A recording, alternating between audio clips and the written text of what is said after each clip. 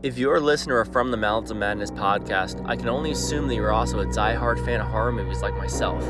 My name is Matt Balea, and I own a company called To Die For. We make custom horror-inspired designs for shirts and much more. From original to exclusive content, we can get you whatever it is your dark heart might desire. Check us out at www.todieforshop.com. That's the number 2, die, the number 4, shop.com. Enjoy the show. The views and opinions expressed on From the Mouths of Madness are that of the panel and not of the Geeks Under the Influence Network or their sponsors. Listeners, beware.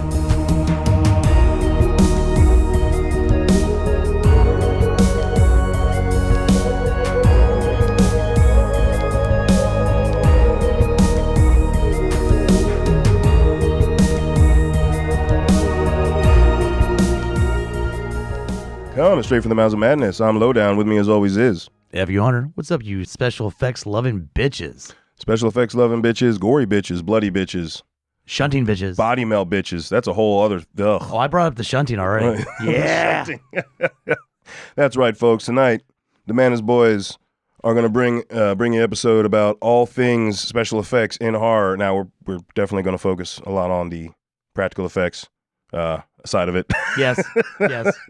But with us tonight is a local special effects artist himself, Richmond, motherfucking Virginia's own Al.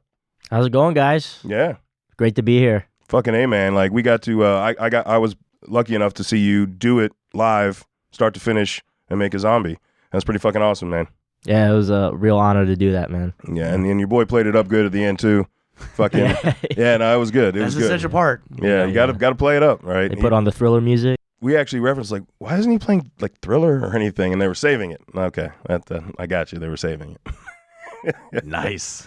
But we can all agree that one of the reasons we fell in love with horror, at least for me, and like I said, I'm gonna say with 100% certainty, is the same for everyone else, is the effects. It was the only, like, graphic war movies, graphic action movies, and horror were the ones that had this over the top effects. These use of squibs and all this stuff, and having to make wounds and all that. And like, I know that was a big part of me. It was like gross, but I couldn't look away from it, if that makes sense. Sometimes it just saves movies where the writing might be kind of weak, but dude, you see the shit that happened? No, we've talked about that a lot. There's been a lot of movies. That saved some shitty movies. It's just like, movie kind of sucks, but the effects are pretty fucking badass. Mm-hmm. If there's graphic violence, and I don't know what this says about people like us, but man, I'm like a fucking moth to a flame, you know? Yeah, seriously, 100%. That's why I love action movies just as much as horror, you know? Because the brutality, you know, like we were just talking about Rambo 4. Mm-hmm. Good example. Oh, yeah.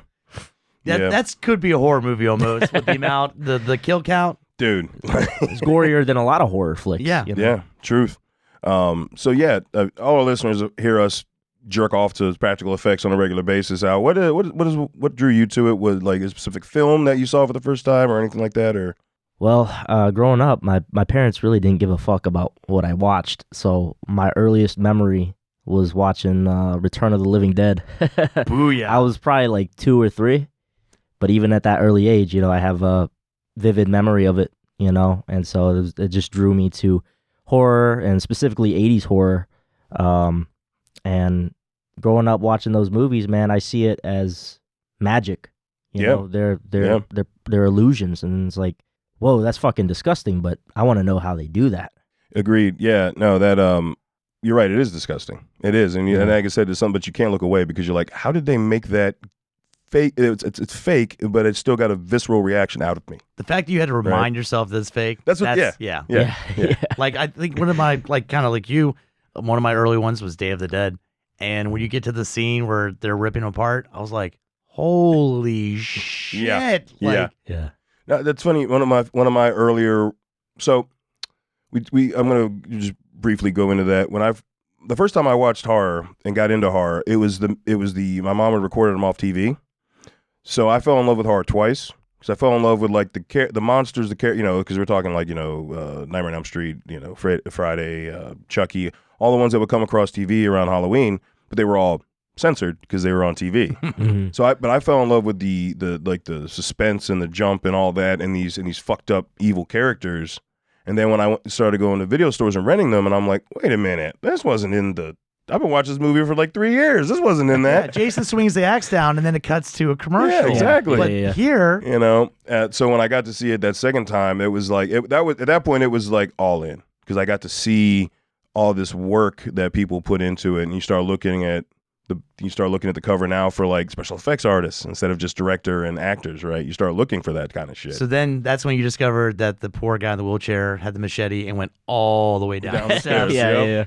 I can see that being the TV ad where it's just like, oh no, and then it cuts, and then they see him at the very end of the stairwell. I already knew that happened because they go back into that at the beginning of 4, and 4 was the first one I ever saw. Yep. So they didn't cut that because it wasn't the actual act. It was just him going down the fucking steps. That poor dude. That was good effects, though. It was good effects. Yeah. And I forget who they got for part 2. We briefly talked about that outside. Savini couldn't come back for 2 because he was doing the burning, and he didn't come back again until the 4th one. So I don't know who did the effects on 2 and 3, but I mean, they're still very solid. Oh yeah. Yeah. You know? Well, if the MPAA didn't have their way with them and neuter the whole they have neutered. If there was a franchise that has been destroyed by the MPAA, it was Friday the 13th. When our Friday the 13th full length, we went over the franchise. Every movie, like there's a whole version of 7 that we'll never see because they said they cut pretty much something out of like every a whole death other in that movie with so much better kills. Like Yeah, that's a shame. I was just about to bring up 7 too, because that's one of my favorites. Mm-hmm. You know, even though it has one of the best kills. It does. It's crazy when you think about it. It's Carrie versus Jason. Yeah. You know. Oh, and like it's one of the best versions of unmatched Jason we get. Like the way he looks. Yeah, his fucking yeah, one of the best looks for sure. And after you watch Manhattan, then you really appreciate 7. God damm. I know. I'm nostalgic for 8 though. You're a better man than me, dude. We'll talk about that off recording. You're gonna have to convince me. I was a dumb kid renting these movies from Blockbuster. Man, I didn't know jack shit, and I was just enamored by anything I could get my hands on, pretty much. Fair. All right, well, shit. I guess we can round robin some of our favorite special effects artists. We just brought him up. Yeah, I mean, let's go. We can knock out. He is kind of the king, swinging dick of special effects. We got Tom Savini, man. I mean, the shit that man came up with to make something work. Romero's like, I want this. Cool, I got you. Yeah. Give me some toothpicks and some popsicle sticks and some fucking tubing, and I got you. He'll make it happen. Yeah. Well, the fact that he's the MacGyver of practical effects, literally. The fact that like he came back from the Vietnam War and referenced like shit he saw there for his like effects. But that tracks if you think about it. Like, how else would you get inspiration to make some of the shit that he made unless you've seen it? I mean, like because he saw some fucked up shit over there. Oh yeah, and I mean, utilize that. That's like the best therapy ever. Like Jesus, like I'm taking the shit that's haunting me and I'm gonna utilize it for horror movies. Yep. Yeah, and it's not just like he was in Vietnam, right? Like he was an actual combat photographer, so he had to be up close and personal with. He was in all the that shit. Real gore and yeah, can't imagine it. No, not at all. No, but I mean, we could run through. I mean, Dawn of the Dead, Day of the Dead. I mean, his connections Romero right there. Right. He was supposed to do Martin, but he went to that's what he joined, I think, around that time is why he wasn't in Martin. I think that's what Smoke and Mirrors referenced there. Which, on a side note, listeners, if you haven't watched the documentary, after knowing this episode, go back and watch. It's on Shudder. Yeah. Smoke and It's Mirrors. so good. It's so fucking good. Yeah. Yeah. Because there's a lot of personal stuff about him that I didn't know. That he wanted to be an actor instead of a special effects artist? I didn't know that. Yeah. Like, I thought he was just in the movies as a fun thing. No. Yeah.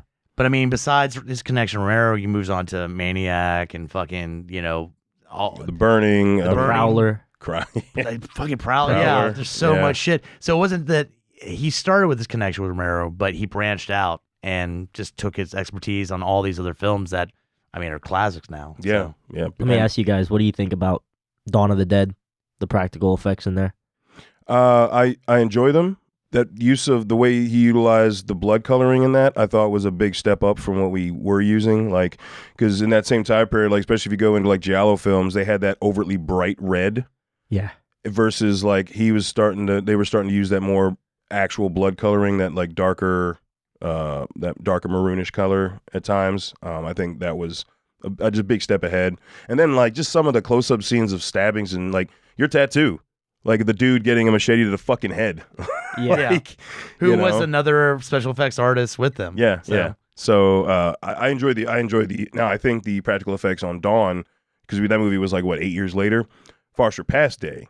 But like Day had some really amazing. Oh, and the airport zombie, like what half his face is fucking rotted, like that shit. Is fucking. Well, and that's the thing is he thought of kind of cool ways, like the helicopter one, which you look at now, that's a pretty giant dome for a motherfucker to have. But let's take it off with the helicopter blades. Literally the beginning of the movie, the husband biting into the neck, and you pull that flesh. Mm-hmm. It doesn't look as real, but the axe and the way he set it up looked fucking amazing. Yeah. What about you? No, I agree. I'm when I first saw it, I was like, oh, this is kind of ridiculous. The blood looks like melted crayons, but well, that Savini says it himself. Yeah. He's not proud of it. But as I've watched it, time's passed, and I'm like, man, it really fits. That the movie, although it's very serious, there's sort of like a comic book element to it. Yeah. And the blood, the way the zombies look, it just fits in perfectly with that. Yeah, a lot of people did have a problem with like the makeup used for the zombies, but I don't know what they were expecting. It's like this was taking place relatively right after like main breakout, so like they're not going to be rotted. They're not going to be. They're just going to be discolored, right? Like it tracks. And again, he came up with ways of just killing people that was different at the time. Yeah, so completely innovative. Yeah. So was I wrong on that? Was it Day I'm thinking of where the blood got darker? I thought Dawn it was still a little bit of a darker red than Dawn's what was pretty bright. It's melted crayons. Okay. I got them confused then. If you went to DuPont right. and got I want engine red, that's the blood. It's yeah. Okay. Yeah. So then and the Giallo match then, because Giallo's blood was like the same way. It Giallo is like cherry red, just really shiny. The blood in Dawn had like a matte kind of look to it. I also feel like with Giallo movies, they were used so much of it that they're like, we're just going to find the cheapest consistency, and because we're going to have so much of it, because there's some scenes in Giallo movies where they're just letting loose with the amount of blood. You mean like Tenebrae? Yeah. Yeah, that's what I'm saying, where they're just like, we could really try to get real blood, but this shit's cheap, and it looks a little fake, but we're going to use a shitload of it. So I would say one of the biggest things that we could credit Savini to is, yes, his MacGyvering of, making things work. You can reference the Kevin Bacon death in First Friday, how like the thing they had set up to pump the blood out came loose, so he's in down there like just pushing it out with his breath, like like I said that. But you can also credit it what he inspired down the road, because there's a litany of special effects artists that came out after him because of him. No, for sure. Have you guys ever seen him on David Letterman? Oh, back in the 80s. He used to show all kinds of tricks, and it's hilarious. Dude, because he seems pretty nervous, and David Letterman's getting like pissed off, because he puts like a squib on David Letterman. It's like, that fucking hurts, It just. I remember that. Yeah, you bring a lot of the stuff, and like Letterman's just kind of amazed that this dude brings all this fucking like body parts and things like that, and they look fucking real, and like he's like, so I don't need to call the cops on you. These are fake, right? Yeah. Should we just go into The Well, Apprentice? I was gonna say like the people that he references, I think would be worth bringing up, because he had his own inspirations that got him into that, and one of the big ones he references Lon Chaney Sr. Yeah, is the man of a thousand faces. Yeah. He did his own all his own practical effects, all his own makeup. There's images of him where he carting around his giant makeup kit, and the shit back then, like you had metals in the paint. I was about to say, painful. Like, there might be some toxic levels, and it might burn your flesh. And you're like, commitment. Got it. But his two biggest movies is Phantom of the Opera and I'm brain farting on the other one. Hunchback of Notre Dame. All right, but that's all he did that. He did the special effects on that, and that is like he's like being credited as being like the OG in the practical effects world. So I think it's worth referencing him. And Jack Pierce, he was responsible for the OG Universal monsters. Yeah. We gotta think of what they had to work with back then versus like, for instance, when you go out to do a film, what you have to work with. They might have had that much of it. Well, just think about his character designs and what he did became iconic. Yeah. Like we've had all different iterations of Frankenstein's monster, but it's Boris Karloff, that design. He did the Wolfman. The definitive That's Frankenstein's the monster. definitive, yeah. Yeah. You know, Yeah. like, so, like, this dude, it's kind of crazy to think, like, the thing he makes, it's going to be just everywhere, and that's the design you made. Yeah. It's kind of huge. It is. I mean, everything's been based on, I mean, there's Wolfie right there. Every iteration we've gotten since then has been based off of that. Yeah. Like every version of, the traditional Wolfman. Not like where, now you get into Howling, and we'll get into all that, American Wolf in London. But if you look at like Monster Squad and like the ones where the werewolf does try to mimic, or again, Frankenstein in that one, like they're just directly mimicking the OG, Teen Wolf. Teen Wolf. Yeah. Oh, yeah. First one, not so much the second one. Jason yeah. Bateman, yeah. Oh.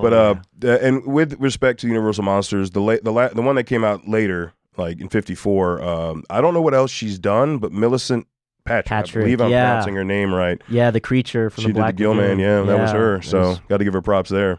Kind of some controversy there. Like she got fucked over by some guy.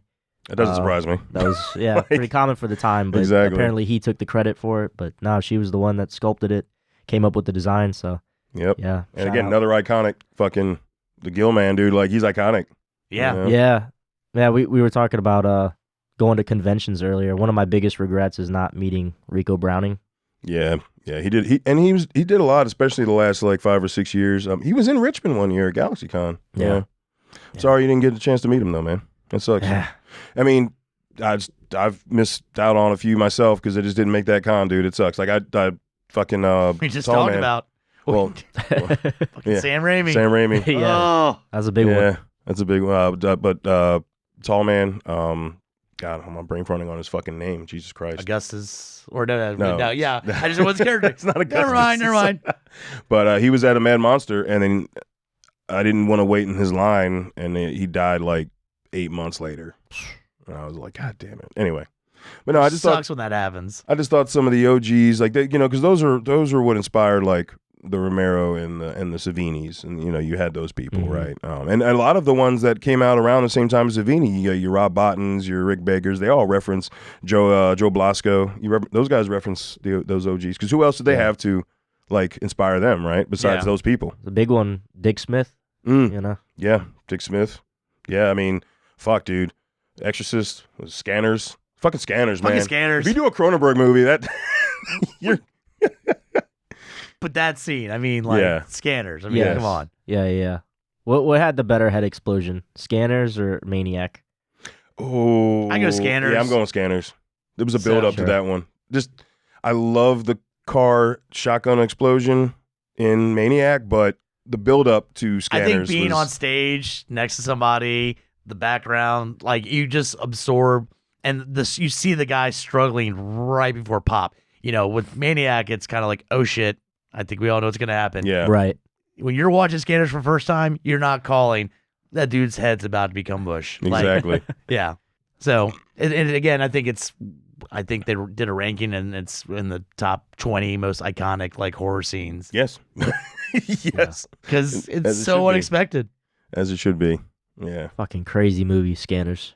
Yeah. Well, again, Cronenberg, man, that's his MO. You never know what you're gonna get with that guy. Nope. And you go back to with Exorcist. I mean, you're taking a little girl and making it convincing that she is fucking evil and fucked up. Yeah, I mean That's all makeup. That's all Yeah. acting and makeup. But like right there, like, yeah. No, you're I like, mean, how many little girls are you scared of? Where you roll Exactly. in there and be like, I ain't fucking with her.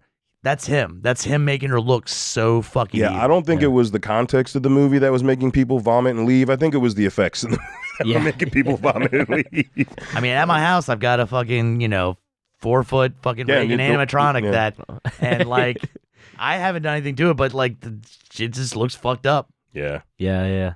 A lot of pea soup. A lot of pea Yeah. soup. Yeah, a lot of pea soup. Do you know what she Um, did, your cunting daughter? And that's a movie you could only make back then too. The Oh, the yeah. things she did, Yeah. the things she said, shoving a fucking crucifix up her twat. I mean, Yeah. we're talking about a 12-year-old girl here, Yeah, man. seriously. Oh, Dude. that Taking scene, her that mom's particular face scene, and Yeah. said smothered. area. That scene, Yeah. that whole thing still to this day fucks me up. It's so grody. Yeah. Like, well, a Richmond native, Stan Winston. He's from Richmond, Virginia. So we got Terminator, first Terminator, Aliens, Predator. Say, you just said Aliens. Well, because fucking Aliens. He did fucking Well, he was Cameron's dude. Right. He was Cameron's dude. That's a better way to say it. First movie, you got one.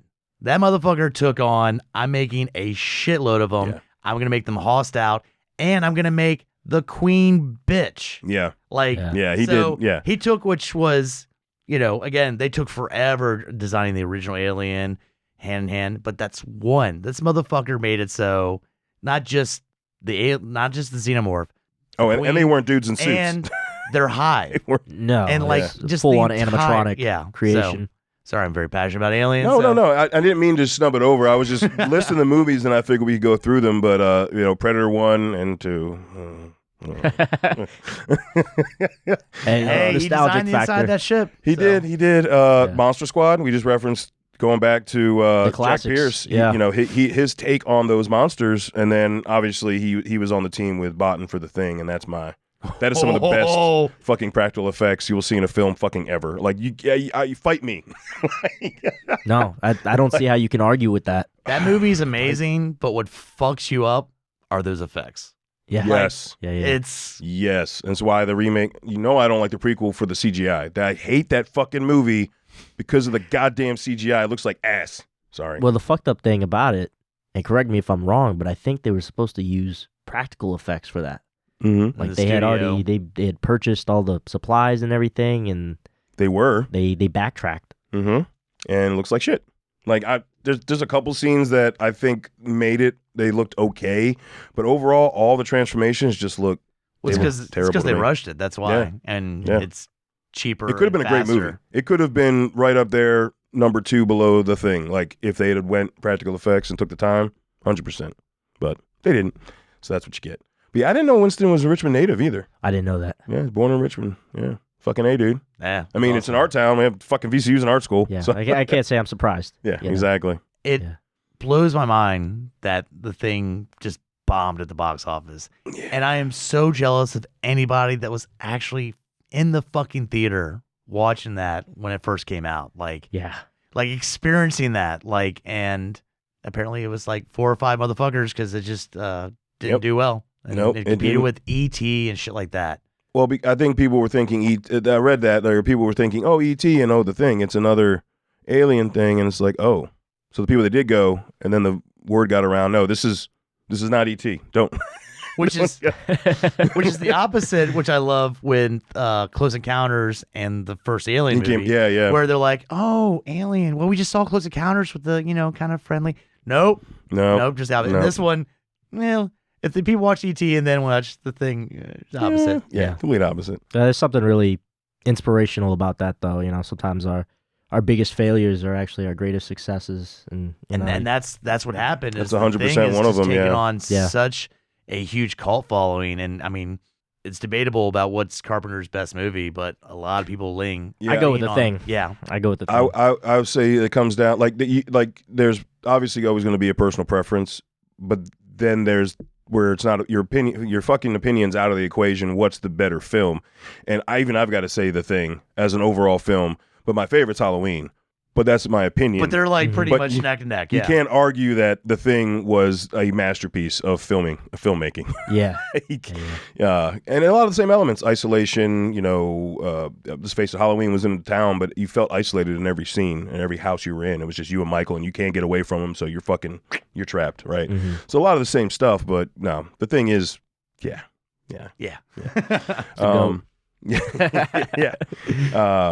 Then we got, speaking of Rob Bottin, I mean, the Thing, The Fog. I think he did another Carpenter film. No. He was brought in for consulting on The Howling. Oh yeah. Yeah, but he did like Piranha, Humanoids of the Deep, Mimic. Oh man, Humanoids from the Deep. That's a good one. That's a good one. Corman, baby, Roger Corman. Let's go. Yeah, no, he's creatures that rape people. Like holy shit. Yeah.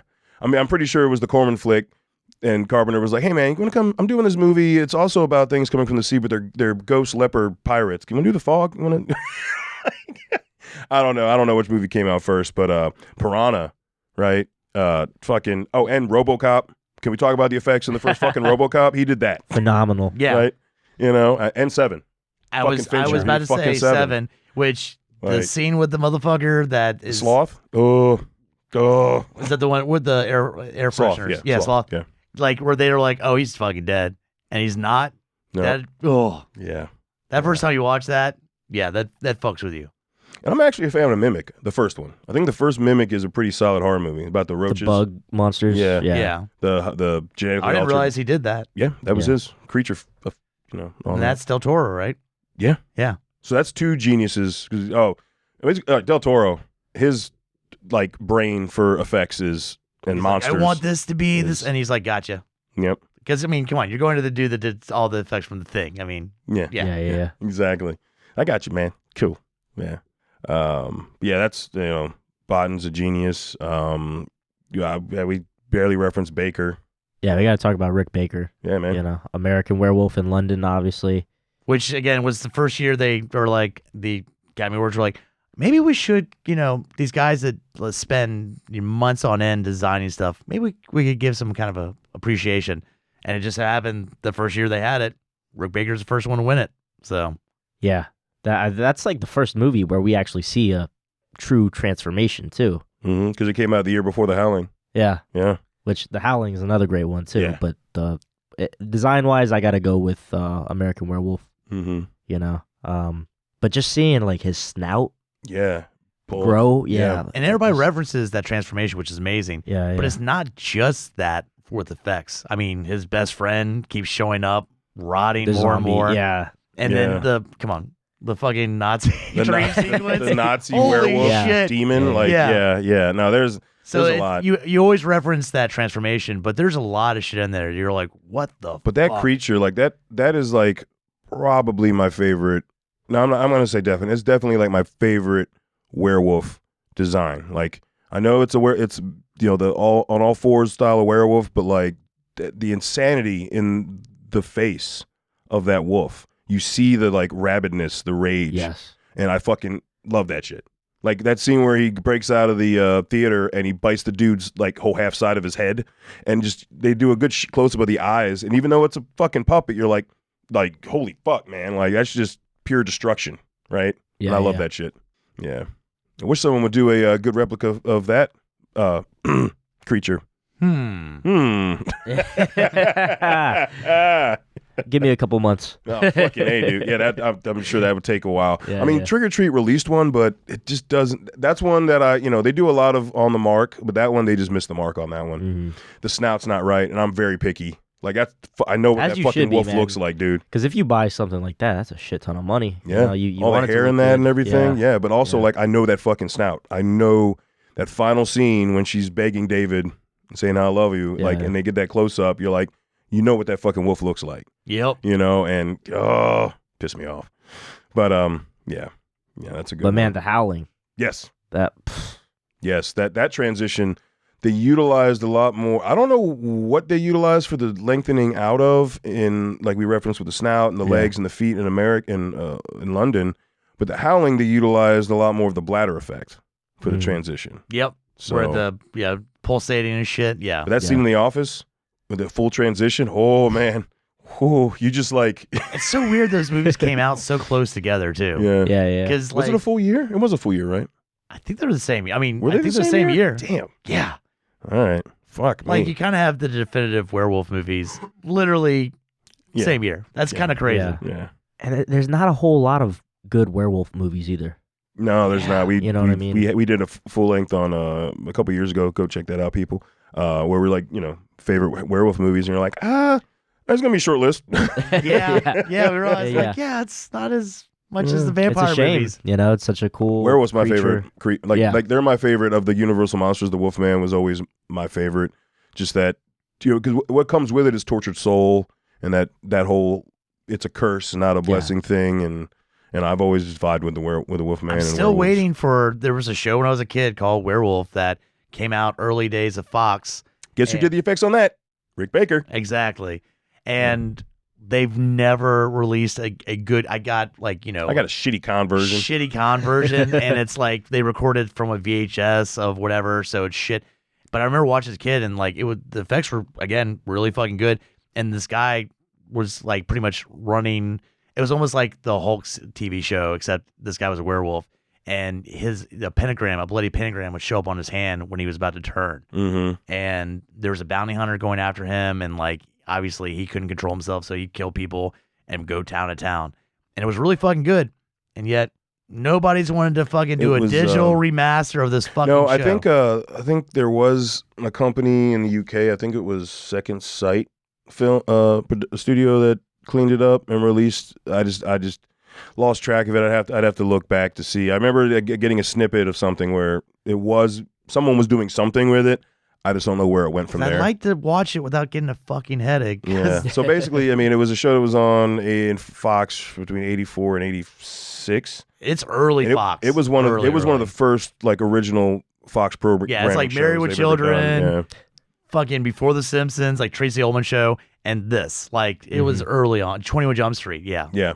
Yeah. It was solid. Yeah. If we can find it, then you can finally watch it.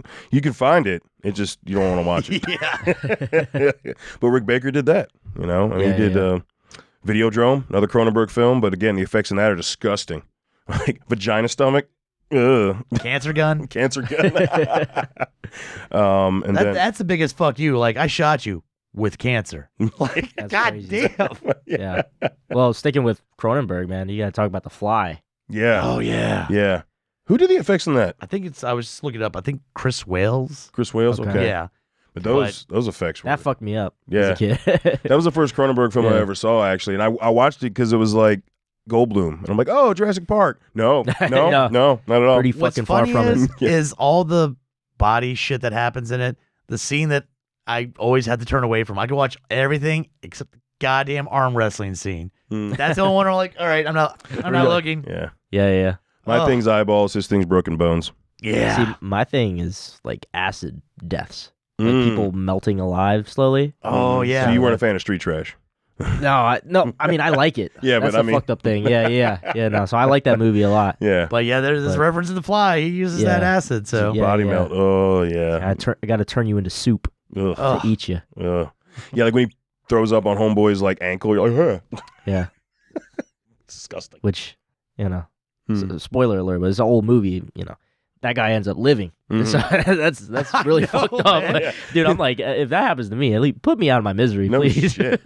No like, shit. Oh, yeah. I'm still kind of alive, Yeah. but fucked up. Like no, what happened? That fucking fly. Like Giant fly, human all right, fly. dude. Seriously, what happened? Fucking fly, man. Yeah. Yeah. No, the chick wasn't worth it, man. Yeah. No. don't get into a love triangle with a human fly. Yeah. No shit. And then, now you know, and knowing is half the battle. That's right. Never get in a relationship Yeah. with a half with a fly. But that's a great one though, because they take it seriously. Mm-hmm. It's an absurd concept, but And God, I feel like that movie's carried by the effects because I mean, It is. yeah. it's a very slow Cronenberg. There's only like pace. 2 filming sets. Yeah. His loft and like her running around the city here and there, but like Yeah. primarily it's his loft. So there's not a lot of set to keep to entice you. It's all dark lit. So yeah, it's really the effects and him slowly turning into a fly. Yeah. Like when he's fucking peeling his fingernails and Oh, fucking yeah. shit. Oh, Oh. God, he's losing his teeth. Hey, that's Ugh. Parker's thing right there. Yeah. Yeah, my son has a thing about fingers and fingernails. So. Yeah. Mhm. And I referenced that I hate I have a thing for the eyeballs, but I am still a fan of Fulci. So we we're slightly masochistic here. Yeah. Oh, we're gonna talk about Fulci for Yeah. sure. Well, last thing before Baker, I do want to reference the Thriller video, which is probably his most famous because of how many people it reached. Right. Yeah. You bring in Vincent Price for the video. You've got obviously the biggest pop star of all time, Michael Jackson, and then you've got this amazing epic zombie dance scene that fucking yeah. Yeah, and those zombies, they look scary, man. Mm-hmm. 100%. Fucking Yeah, for a terrifying, you know? fucking music video. I mean, they literally released it after the music video came out, the extended version, because how well received it was of people that wanted to see the behind the scenes and all that. So there was like a whole release of the making of it and an extended version of the video, and people fucking bought that shit. Like, Yeah. Like I love the whole like was it 45-minute skit yeah. because they were using like it's weird. It was a Thriller video, but it really was doing a version of I Was a Teenage Werewolf of Michael Landon. Yeah. So it was kind of And I think Landis didn't was it who was John it? Landis John directed Landis, it. That's why, I mean, John Landis, Rick Baker, American Werewolf in London. Yeah. I mean, Yeah. No, I mean, you guys were around to see that when it was brand new. Like, it was. what was that like? Well, so when I saw it, because he's older than me. No, I'm just saying, like when I saw it, it had been out for but it was something that constantly got replayed, like VH1 and like I think MTV was doing it too. They would replay that whole thing like a lot. Oh, like I was around consistently. right when Thriller came out, and you started kind of slow with Billie Jean, and then Beat It, and by the time Thriller, like it was on, like that was Michael Jackson was dominating everything, and that video is what sealed the deal. So because that was 84. Yeah. When the album actually came out in 84. I mean, just to add just that little bit, they had Vincent Price do the narration at the beginning of the fucking video, just let's add that last little bit. So besides the special effects, besides who directed the video, let's throw in motherfucking Vincent Price with one of the most iconic voices just to introduce that shit. Yeah. Yeah. And then the whole thing at the end where he's just, that was, but no, it was cool because, even though I saw it later, it was still like only roughly 6 years after it had dropped out. Cause I don't think that video came out till like 85. That wasn't the first video. Like you said, it was Beat It and Billie Jean in 84 and then Thriller. So I think Thriller was like down the road from that. But yeah, it is something to, when you see that and you look at everything else, and like every other music video that has come out during that time period ever doesn't look like that. No. And that was probably the most expensive video at the time. Yeah. Like, all right, we'll throw you like, $500,000. You get this. Like, all right, I need extras. I'm getting Hollywood involved. I'm doing all that. Yeah, like more than likely that had to be the most expensive video. Luckily, I already knew who Vincent Price was, because otherwise that would have been missed on me the first time I saw it. I already knew who he was, so that was, because I knew him from the Adam West Batman. He was Eggman in that. Oh, and really? Yeah. And I knew him from Edward Scissorhands. Uh-huh. And then also The Great Mouse Detective. He was the voice of the villain. Damn, I'm missing all this. Yeah, dude, he was the voice of the villain in that. So but I knew that voice, and I'm like, oh fuck, okay, cool. Like, yeah, it is cool. Like I feel like we're not going to get a lot of that nowadays. We don't get a lot of those big, shocking, surprising things that happen in media and art as much as we used to. No, definitely not. It's also interesting to backtrack where you get introduced to somebody and it's kind of the tail end of the career or after, and you have to backtrack to discover what made them big from the small thing that you saw. Then I went down the Vincent Price and like Peter Cushing and Christopher Lee rabbit hole of icons of horror. So like all the Hammer horror films. Yeah. Like Al, you brought up Giallo. I want to reference one more American guy right now, and that's, I got to give credit to Joe Blasco. We've already mentioned what he was credited for creating, and that's the bladder effect. That ruled the 80s. Yep. And then the body melt that came in towards the back end of the 80s, like lived off of that, right? Like we brought up slightly, but fucking Toxic Waste and fucking RoboCop. Yeah. Jesus. See, that fucked me up. I would say you were talking about something. That was Botan, though. Like, help me. That was Botan. Help me. And he's just skin dripping. Yeah. And I remember his bro looks at me. He's like, "Get the fuck away from me." And I'm like, I can help you out. Somebody. He's like, "No, no, dude." Like, man, what is he gonna do for you? And how's he gonna help you? And then you're already melting. You're fucking melting. And then a car just turns you into fucking watermelons. Like, just splat. But that was Botan again. Yeah. That was fucking... Yeah. Sorry, I was thinking about that. No, but like that, again, he utilized a lot of that bladder effect, and he was also credited for coming up with how to utilize makeup to make blisters and like rashes and stuff on the skin. It's pretty cool when you can like nail that down. Something that's very simple that you think now like, oh, I'm making a rash, right? Yeah. But someone had to do it first, right?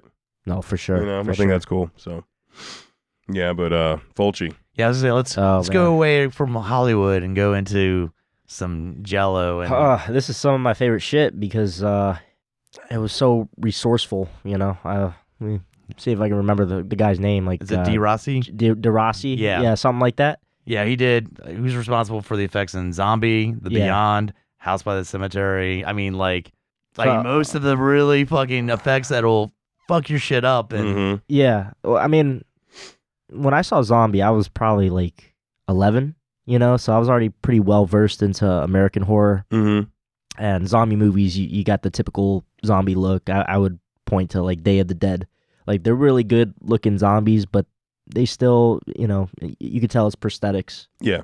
When I saw Zombie or Zombie 2, whatever you want to call it, it was like these mud zombies, right? Yeah. Like so resourceful with how they did that. I mean, I think Fulci even called them walking flower pots. Because it's just like, I mean, put fucking worms on them. I mean, yeah, that's awesome. Worms, and you know, obviously it doesn't really make a whole lot of sense with they're supposed to be conquistador zombies, you know, so the bodies would be like ash at that point. But hey, man, fuck it. Yeah, they look great. Yeah, let's fucking go. And again, you have this fucking crazy scene where zombies like, I'm not gonna just go after you. I'm gonna slowly kill you with fuck you, Hunter. Fuck you.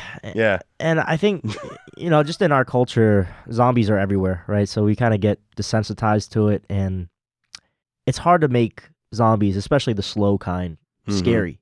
But in Zombie, they're fucking scary, man. Yeah, they're horrifying, dude. Like I'll take the Dawn of the Dead zombies any day. You know? Yeah, I think I'm gonna have to agree with that. Yeah, like Fulci's Zombie. Zombies like that scene when they go in, he's looking for the girl, but he already, you know, pulled her fucking pulled her eye onto the fuck, and then there's like 4 of them just chilling. And can we just throw in there eating her? Like the makeup had to be very simplistic, but there's zombie versus fucking shark. Yes, the fact that will always be on top of everything else, and the realistic view and the fucking the eyeball scene. Zombie versus shark, and that's a real fucking shark. I mean, like, yeah, that's Jesus fucking... Christ. They like fucking tranquilize the shit out of it to keep where, okay, we need to do the scene, but we don't want the actor actually murdered by a shark. Yeah, exactly. I mean, so that shark was high as shit. Where else would you find that?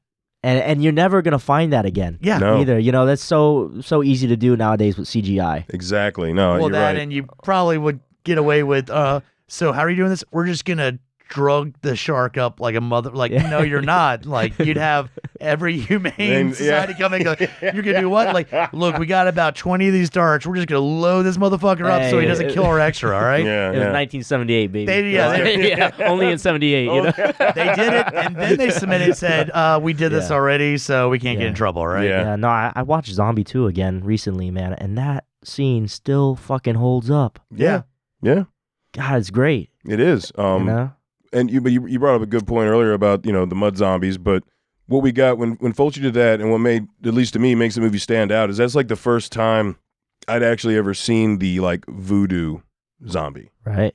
That style, where it's not like a chemical or something. It's like a classic lore. Yeah, it's more back to like, you know, Bela Lugosi's White Zombie, where it's... But it's still ambiguous. Yeah. You know, because you got the scientist guy, he's trying to find a cure. You know, he thinks it's a virus or whatever, so it kind of leaves it up in the air. But true, you know. It does. I guess I just always, just because of the area they're at, they talk about a curse, and they really just bring that into the... Oh, yeah. No, I mean, I'm with you. I think it's voodoo in that movie. But they do leave it, you're right, it is ambiguous, and I appreciate that as well. Yeah. I do. It's not like Romero where it becomes finite that something was released. You know, he was really big on bio warfare, like in the Crazies and all that stuff. Right. And then Return of the Living Dead took that on when Russo...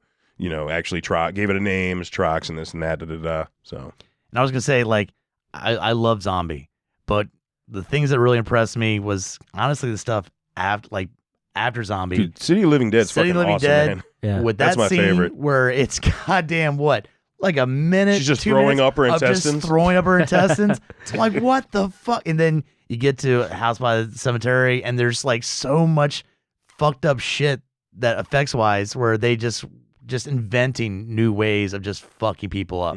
I mean, I think it's at the Beyond where, you know, it's very, you know, encased in supernatural, but then you have the angry dad who just fucking kills the shit out of the dude that was like with his girlfriend. Like, and it's just, that almost doesn't even really have anything to do, or is that City of the Living Dead or is that Beyond? That's City of the Living Dead. Yeah.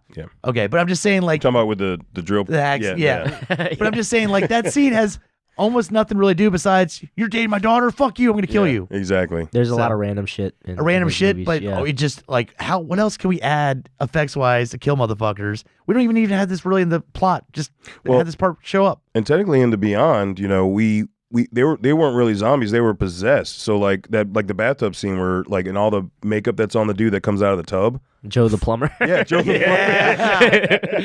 plumber. Rip Joe. Poor dude.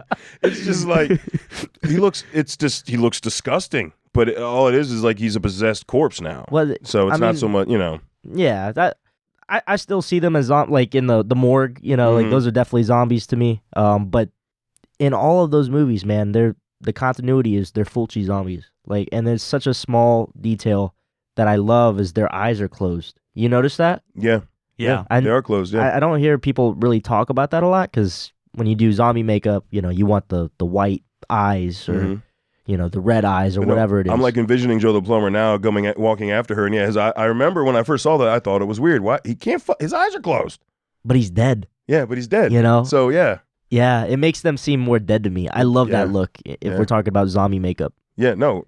Thank you for bringing that point up because I remember I saw that, I was early teens when I finally saw that movie, The Beyond, and I remember in that one, but that scene particularly, like, his fucking eyes are closed. Okay. And and I had to think about it because up to that point I had seen so much of the other style, you know what I mean, that like I had to like let it sit for a second. I'm like, that's fucking creepy. Yeah. And like different. And yeah, thank you for bringing that There's up. a lot of that like just nuance with the makeup. Like throwing it back to Zombie 2. One of the scariest zombies in that you only see for like a couple seconds. It's the cross-eyed zombie. Yeah. You guys know it? But it's like I forgot about that shit. It's like a fisheye. Yeah. God damn. It's so bizarre. And that's what's gonna kill you. Yeah, and that's coming after you. It's going to eat you. Like there's a really scary rotting one with the fucking worms, and then the fish-eyed one. Yeah. Yeah. And to make matters even weirder, man, is you got Fabio Frizzi's score, like a lot of the happy music, like the upbeat piano. But that happens in a lot of movies where the score is very creepy and then like joyful, and you're like, but some fucked up shit's happening right now. I don't know how to feel about this. Yeah, well, I mean, staying in Giallo, you go move over to Argento. Goblin scored things the exact same way for his films. Like you'd be like, you're like Suspiria, like when even at the beginning when she's running through the woods in the rainstorm, you're like, why is there like a let's go, like there's this like bop going on. I'm like, I don't what. Yeah, I'm not sure how to say this effect's last name, Natali. So Natil. Yeah, but he I guess he got a lot of the credit for a lot of the Argento stuff, like Deep Red and Suspiria, stuff like that. So and like Suspiria, like. Dude, that wire scene. Yeah, there's as I was saying earlier about the blood budget. Like they definitely wanted to work into that and have that But Argento it almost makes more sense because his saturation, just in general, backgrounds, everything was so bright that it makes sense. The blood's that bright. Almost. Yeah, yeah. So yeah, and Deep Red didn't have a lot of like there wasn't too much effect in Deep Red. That was more of like a cloak and dagger, like. But you get those stabs, dude. No, you do. But I mean, like as far as compared to like Tenebrae and Phenomena and like those films, but like Deep Red was more of a cloak and dagger. It was more like who done it, solve the crime, kind of more like an old school giallo film. Yeah, I mean, probably the highlight kill of that one is when the killer gets her comeuppance. With the pearl necklace. Gets caught on the elevator. And that's a cool death scene. That was, yes. And someone had to figure out how to do that. Yeah. Right? Yeah. But talk about a weird one, man, with the little puppet. Man. Oh, God damn it. Freaks me out. I forgot about that puppet. No. Until right now. God damn it. That fucking puppet. And it just like comes at the one dude. You're like, what? How's it doing that? Yeah, right?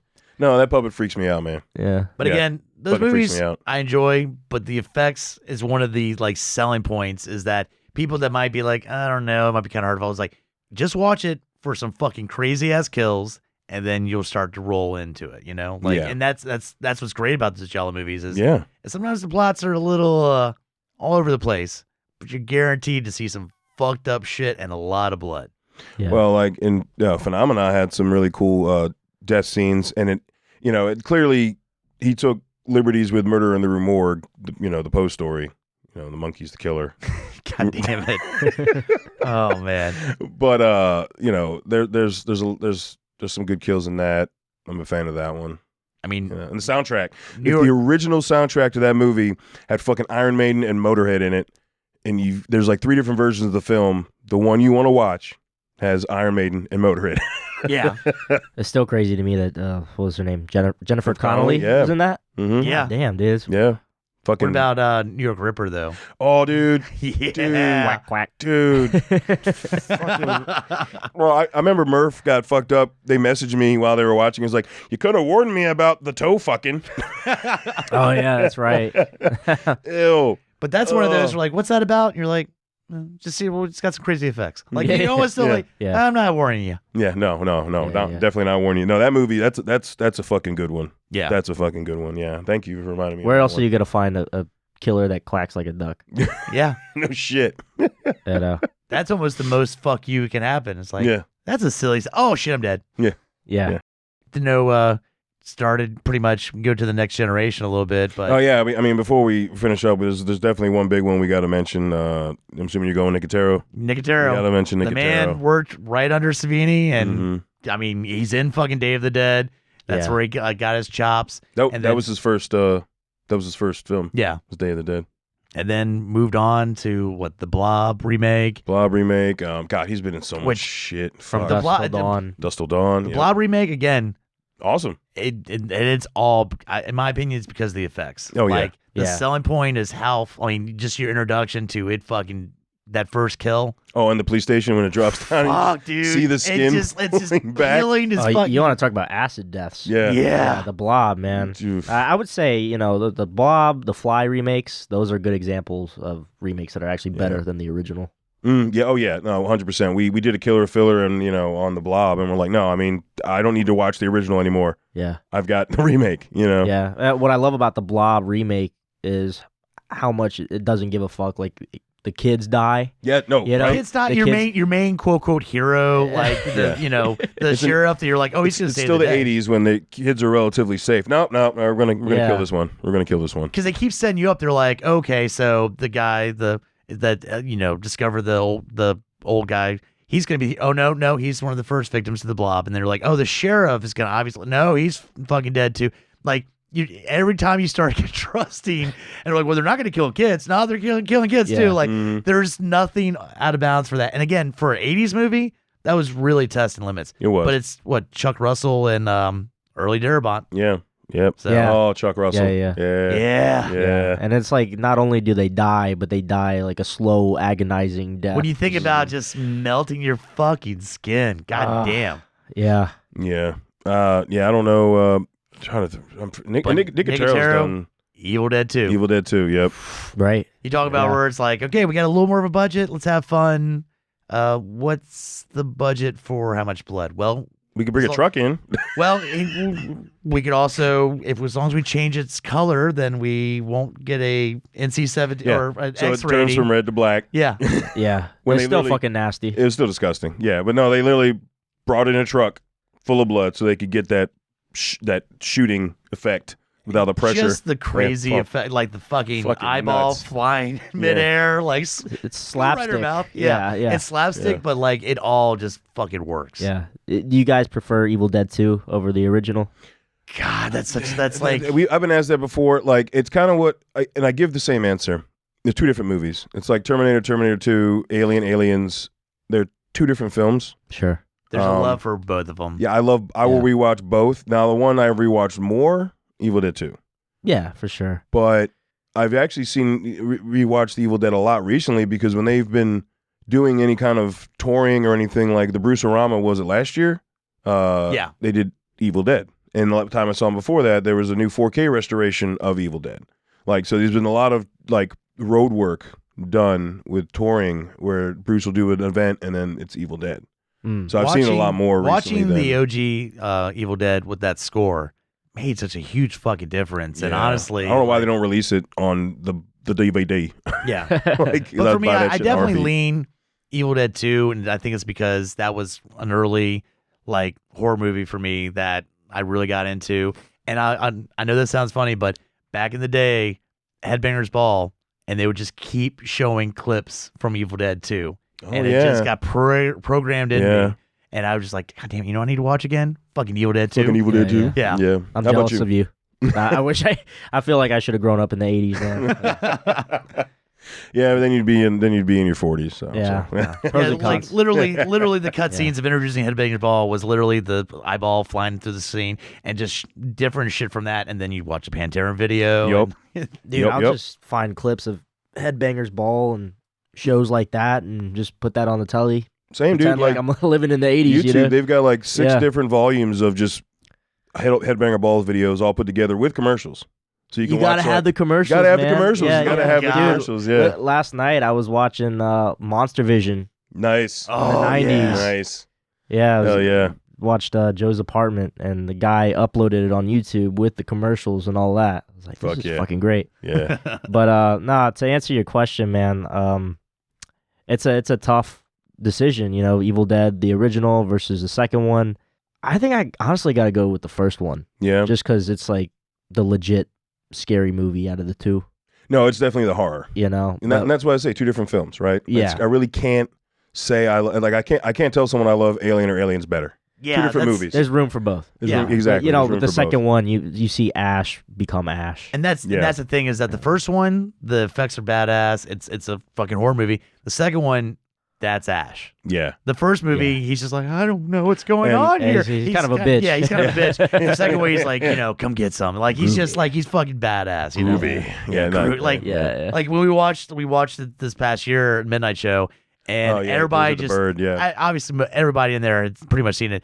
And as soon as he lifts up, before he even said groovy, everybody was just waiting for it, and it just a loud eruption Yeah. of cheers happened. Yeah, Yeah. Bird had it for a midnight movie like the Saturday before Halloween, I think, and we all made it out for that. Any chance I get to see any old school horror movies in the theater, I'm fucking taking it. I'm with you, man. Because I didn't, Yeah. you know, like Carpenter's had a month in September. It was the 35th anniversary for They Live and the 40th anniversary for Christine. So I'm like, yep, going to both of That's those. what I love about living in Richmond, man. Is there's a genuine celebration of these flicks. you Cinema, know, period. and, yo, Like, shout out to cinema. the Bird. Yeah, for Yeah. real.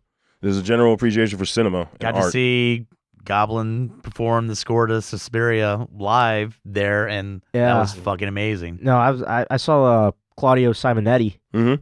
Yeah, were you at that one? No, Oh man, no, I got to meet him too, dude. He was Yeah. so nice. You know, No, I mean that's But the yeah. Goblin. Yeah, but- yeah, was it just him or was it like? it was him and it was the band. his version of Goblin. Oh, okay. You know, Yeah, like, I think it's he's the the new- only which- original. He's the only. What was, yeah, what was yeah. he? Was he just doing? Was he covering any movie or was it? Yeah, just, no, they showed Deep Red. Yeah, You read the that's Deep Red one, I was yeah. gonna say that's the one you made Yeah. it to. And then Yeah. last year they did Ashland's Theater. They did Demons. Yeah. Oh, we, really? Yeah, we Last made it year, out to yeah. that. man. That was. Yo, Yeah. Talk about bladder effect in that fucking film. Oh The god. special effects in Demons. Yeah. hey man, Like holy shit! That was some grody looking dude. You feel gross watching that movie. Yeah. Back to effects. I Yeah. love Demons so much, man. Like Yeah. Demons 1 and 2. 2's cool. Like that was a good job with the sequel. You know, I was worried that Evil Dead Rise was going to copy the whole towering apartment Yeah. thing. Theirs was they did a different thing, and I'm glad for that because I didn't want it to feel like Demons 2 because I love Demons 2 so much. Yeah, Evil It's a- Dead it's- Rise it's is a kind great of them sequel. living in a more of a slum. Yeah, not so much building. a I put it towering- more of like in the wreck kind of like kind of category of, Yeah. of a building as opposed to the badass fucking condos and Yeah. Demons 2, right? Yeah, Demons 2. it's like pretty nice. 80s metropolis, you know, Yeah. Berlin. Yeah. Yeah, no, Demons 2. But that's a crazy one because they can come out of the TV now. Yeah. Like, where Yeah. where the fuck did that come from? You know, Don't know. Honestly, I don't even know. it doesn't matter. Okay, No, right? I don't Yeah. need an explanation. Yeah. I love it. But like when you're right. When you're watching, you're thinking like, man, who thought of that? Man. I unfortunately can't look up who the artist was, but I'm just going to throw a quick shout out because the effect is everything about this movie, and that's the shunting in society. And there's a fun game of introducing anybody that's never Yeah, seen. have you seen Society? Yeah, Okay. Brian Usner, right? Yeah. yeah, Yeah, but when you get to the end, that's the whole movie. But the effects the shunting. are so fucking crazy. But you Dude. got to give them props because that whole movie is all about the effects. Mhm. That's all it is just getting to the end and seeing that bonkers ass shit happen. Literally. Yeah. Emphasis on ass. Yeah. I guess I have a butt face. Yeah. That movie, I forget who it was where we introduced, I think it might have been, there was somebody that we brought up Society and they had like never seen him like, oh, it's streaming here? I think it was Prime, like go watch it. Yeah. But that's where We're not going to say anything else about it, just go watch it. Pretty basic. Yeah. It's a basic movie, but it's all about those effects at the end. So gross. Dude, I remember seeing the cover and just being totally enamored with it. You know, like the fucking. It was just like a fleshy thing in Society. Pink flesh, Yeah. all these faces melded together. But you got to give a shout out to that. Cause, Oh, yeah. Yeah, 100%. That's a fun movie, though. It is. It is a fun movie. It doesn't take itself Well, seriously. he's the one that did all the effects for The Reanimator and a lot of Stuart Gordon movies, wasn't he? Yeah. Yeah. Well, yeah. No, I think he's the director, right? Brian Usna. film. He But did directed the sequels, I believe. Oh, did he? Yeah. Oh, okay. I think that's right. I thought didn't he do? I thought he did effects too. Because you That would find make that out. sense. You find that out down the road, like Terrifier. Damon Leone, he does all the effects for the first two movies. Which I love. Yeah, right? He's like he comes Yeah, up with the kills and then backtracks the story. Exactly. So like as a new today now guy doing effects, I think he's like right up there, like high. The shit he did for Terrifier 1 and 2 is phenomenal. The two top ones I would kind of do a quick mention of like this new age Terrifier and all those effects and Ow. Victor, yeah. Well, I was say and the Victor Crowley series. Yeah, so that's That's John Buechler. Yeah, He did Hatchet series. and that's all fun, practical. How can we kill people in such fucked up ways? Yeah. And Didn't he direct Friday the 13th Part 7? I believe he did. I believe he directed Part 7 and he played good fucking call. he played man. Leatherface in one of the movies too. Oh, really? Which one? Which one? God, I don't know. Was it 3? No. I think it was a 4. No. 3 was R.J.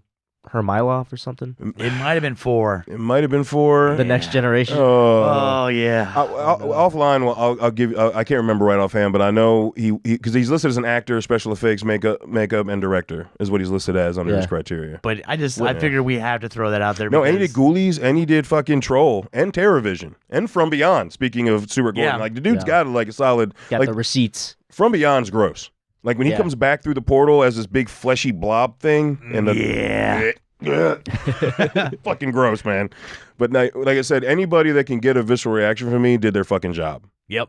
So when I reacted to these things, folks, it's not that I love them, and I love that they made me like I saw something and immediately like threw up in my mouth a little bit. That means they did their fucking job, Yeah. So yeah, all right. Well, we could literally go on for probably another hour because there's still shit so much. we didn't fucking talk about. But that's gonna be it for right now. But we're not done. We will be right back.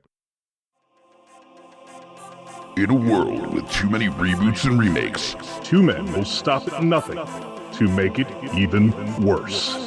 join Mike the Hobbit and Tondi as they play by their own rules while pitching new takes on some of your favorite and least favorite films and TV shows. What podcast would dare to bring this upon the world? This is Smack My Pitch Show.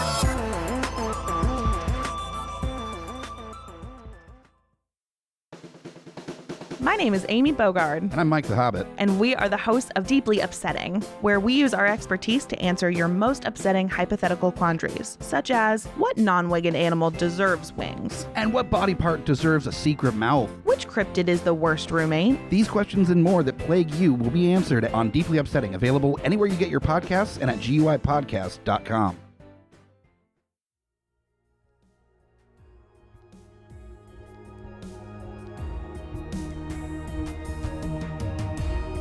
Coming straight from the mouths of madness, I'm Lowdown. I'm F.U. Hunter. Do you love horror? We fucking do. So this is a podcast dedicated to all things in cinematic horror. We're talking movies, television, composers, special effects artists. We're going to fucking cover it. So if you love horror, Embrace the madness.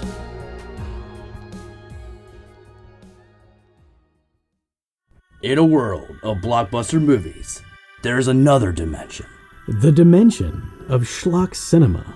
Join us at Beautiful Disasters on a journey into the fringe territory of B-movie abandon. We review the flicks that are forgotten or underappreciated to give them a proper place in the annals of celluloid history. I'm the Groots. F.U. Hunter. your guides at Beautiful Disasters. Come along with us for a fun ride. May the schlock be with you. All right, all those trailers you just heard, you can find the shows at GUIPodcast.com or anywhere you get your podcasts. But we prefer you go to GUIPodcast.com because while you're there, you can go to our links tab and click on that and go to and click our link to TeePublic where all the merch is for all the shows under the network. All kinds of shit. There are tons of, we got like 50-some fucking designs, tangential, episodic related. Every podcast on the network has multiple designs. You can get them on everything, T-shirts, hoodies, tote bags, mugs. Yeah. Yes, get the Live, Laugh, Love Human Centipede on a mug. I have one. I enjoy it. It's fun. All right. So, and if you get some stuff, tag the show that you got or tag the network, GUI, and we would love to see that and reshare and spread the word. We appreciate that shit. All right. Now that's out of the way. It is time for Stump the Host. So, Stump the Host. I'm up by 4. God How my damn. dick taste, Hunter? Salty? All right, start shit talking. I did last time, too. Oh. Start shit talking. God damn it. Up by 4. See, I just want to make it dramatic because there was that time period where I was just dominating so much that I was like, I want to make this, people are starting to tune out. I got to make it dramatic. So, yeah. Or they just know, I just took me a minute. I was a late bloomer. Dude, I'm just having brain farts on half of these, man. I don't know what the fuck's going on. Seriously. So, Al, this will be your first time. A, we'll start out with you get to decide who goes first. B is whoever you go first. If they don't know it, I have a chance to steal it before you blurt out the answer. Okay. Yeah. So, gotcha. And if I say I don't know it, then okay, we both don't get it. We move on to the next question. And if I steal it and I do know it, the next question's still mine.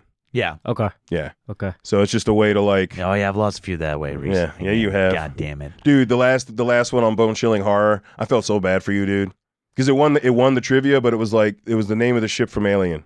And I was like, Nostromo. yeah, that's you got not fucked fair. on an That's alien not question. Fair. That's so not fucking fair. I know what you mean. I have a whole arm dedicated to fucking Alien. Yeah. And it's like, what's the thing that's going to upset you the most? I'm going to ask Steven. No, it's that added pressure that makes you.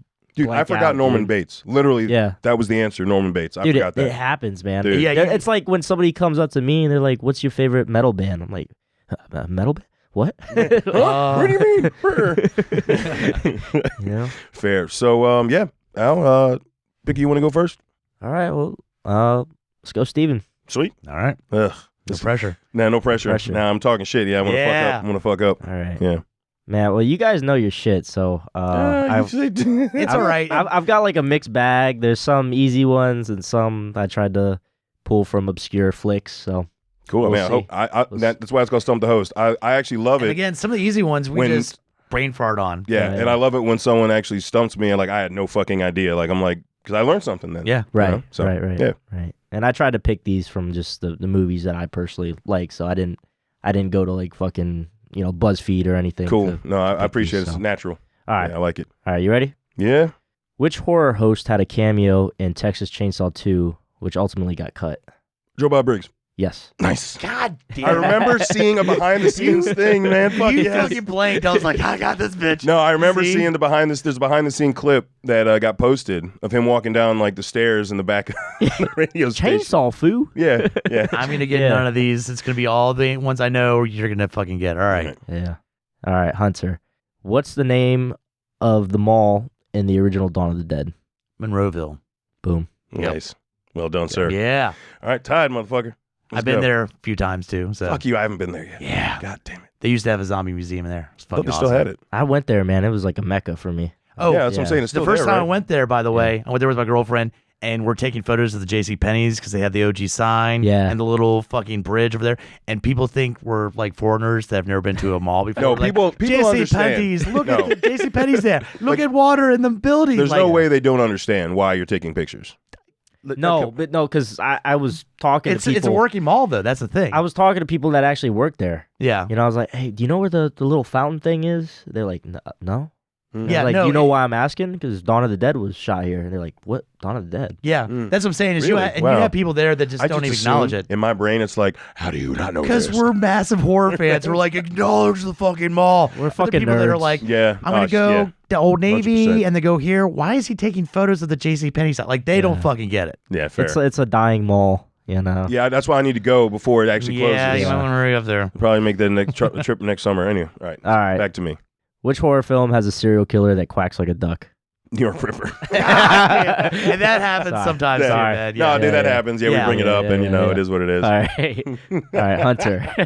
Good question, though. If we didn't bring it up, it would have been a good one, though. Yeah. Which horror film was inspired by the Sawney Bean family in Scotland? I can steal it from you either. Hunter's face. Yeah. Straw Dogs. Nope. I don't know, man. I do not. I've been thinking. I don't know. You want the answer? Yeah, we both don't know. Yeah, we don't know. What's the answer? The Hills Have Eyes. Motherfucker, what? I have never heard that. Yeah, Nice. the Sawney Bean clan were a clan of cannibals, like back in the 1800s in Scotland. No shit. Nice, dude. Yeah. Fuck yeah, see them come. I just learned some shit. That's what I'm talking about. There you go. Yeah. All right, so now 2-1. Yeah. Yep. So this is the last. If I get this one, you there's no way you can win. So Yeah, your hardest one. The fucking hardest one. So basically, what I mean is like we generally go with 6, and whoever has the most out of 6 will win. But if we tie, then we'll go to a couple more questions. But all right. Yeah. Well, let's see if you get this one. All right. I like that. Fuck me on the last one. Let's see. All right. What horror sequel features a death scene where a guy parachutes into a gator pit and gets eaten alive? What? What? Parachutes into a gator eaten alive. Damn it. I don't know, Hunter. Gator 2? I have no idea. No. Oh, no. Faces of Death 3. Holy shit, dude. Wow. Oh, my God. I can't remember the last time I watched I can tell that you movie. Beat for Beat Part 4, but goddamn. I'm a sick fuck, dude. I love those movies. No, I have not watched any of those in forever. Fuck. All right. I know. Son of a bitch. Well, I mean. All right. You might tie it up. All right. What was the first movie to feature vampires in a titty bar? Oh, goddamn it. This could be. I think I know this. Oh, no. Because I want to say one thing, but I'm going to say Near Dark and hope that I didn't fuck myself. Nah. Vamp? Yes. God damn it. Son of a champ. See, I almost instantly said Dusk Till Dawn. I was like, no. There's an and then I was 80s one. backtracking. I was like, what? God damn it. And Near Dark was just a regular bar. Yeah, I know, but I was trying to remember. I'm actually not talking shit. I was just like, Near Dark's a regular bar, but Vamp. God, I fucking forgot about Vamp. Yes. No, I recently put that together because I watched Vamp and I was like, man, this probably gave Robert Rodriguez some ideas. Oh, yeah. You know? 100%. Yeah. And he just took it his way where he goes, the effects in that movie. Oh, no, Planet Terror, fucking. Tarantino, though, watched Vamp in the video store he was working at. He's like, because he wrote fucking Dust to Dawn. So Yeah, exactly. He's like, all right, look, man, this is what we're going to do. I saw this movie, right? And when I was watching it, and like, yeah. He's like, hey, man. Yeah. It's called Vamp. We should totally steal from it. That's the thing, man. Like, there are so many other amazing special effects artists that are outside of horror that would have done really well in horror. They just wouldn't have made as much money and gotten as famous as they did. Like Tarantino, for instance. Mm-hmm. Like, his vision for shit, totally, I don't know, he needs to make a horror movie. It is weird. He needs to make a fucking horror movie, dude. Like, he knows the ins and outs of the genre.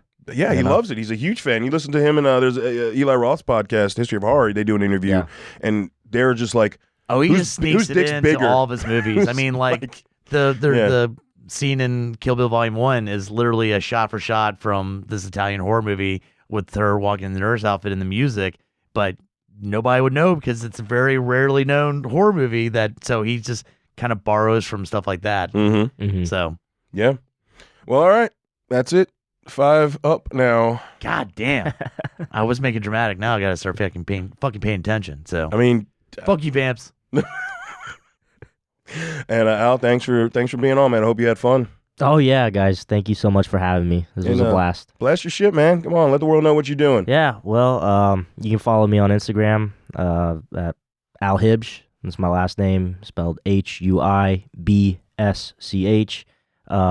Check out my band Bruiser at Bruiser Band RVA, and I've also got a special effects production company here in Richmond called Bled Productions on Instagram, so you can check all those out. I appreciate the support. Yeah, and you were involved with the Richmond 48-Hour Film Festival this last year, weren't you? I was, yeah. I worked with Pure Artistry, on Grandma's Dead. Fucking A. Yep. Went to fucking Cannes. Oh, nice. Fucking. It was a blast, man. Fucking cool, yeah, man. Yeah, we made some severed heads and dead cats. I saw the video. I saw the behind the thing where you were fucking with the cat. Yeah. Yeah. That was fucking cool, man. Yeah. So hell yeah, man. Check all his shit out. Keep up with him. Rising in the movie industry right here. Yeah. He's good at effects. You're good, dude. We knew him at this level, and then when he gets big, we'll be like, he was on our podcast. Yeah, he was on our podcast. Do you remember when he was on our podcast? I don't know why our voices would change that much down the road. That'd be yours. Mine would just get deeper. No, that was both of us. You'd be like, yeah, that's right. No. Just white people. All right. Just white people shit. Well, you want to see me dance now? All right, folks. Till we talk to you again, embrace the madness.